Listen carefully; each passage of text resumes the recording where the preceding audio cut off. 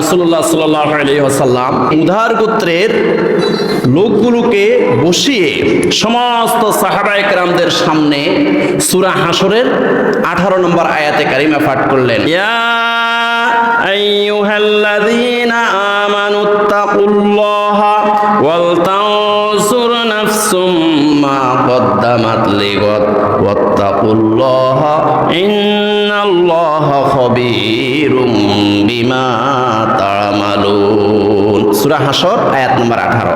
রাসূলুল্লাহ সাল্লাল্লাহু আলাইহি সাল্লাম সূরা নিসার 1 নম্বর আয়াতে কারিমা পাঠ করার পরে সূরা হাশরের 18 নম্বর আয়াতে কারিমা পাঠ করলেন সাহাবায়ে কেরামদের সামনে। কি বললেন?